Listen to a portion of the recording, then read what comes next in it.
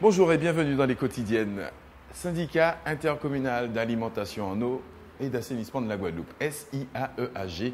Ça se dit SIAG, vous en avez certainement entendu parler, mais quelles sont les missions du SIAG? Comment cela fonctionne-t-il? Quelques éléments de réponse avec Ginette Nelson-Lacroix, elle est directrice générale des services. Bonjour Ginette. Bonjour. Comment allez-vous? Ça va, merci. Ça va. Oui. Première question, qu'est-ce que le SIAG? Alors le SIAG, c'est une collectivité, un regroupement de communes qui a été créé en 1963. D'accord. Mais à quoi ça sert? Alors le SIAG, c'est une collectivité qui gère l'eau, Oui. dont ses missions principales sont la production, le traitement, le stockage, la distribution de l'eau, ainsi que l'assainissement collectif. Et depuis peu, l'assainissement non collectif. Alors qu'est-ce que l'assainissement collectif et non collectif?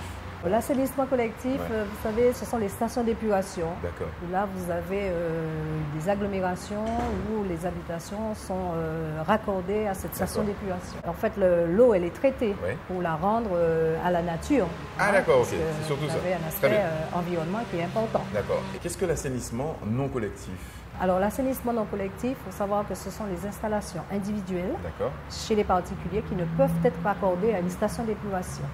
Alors, il y a une loi récente de 2006 qui impose désormais aux collectivités de mettre en place un service public d'assainissement non collectif.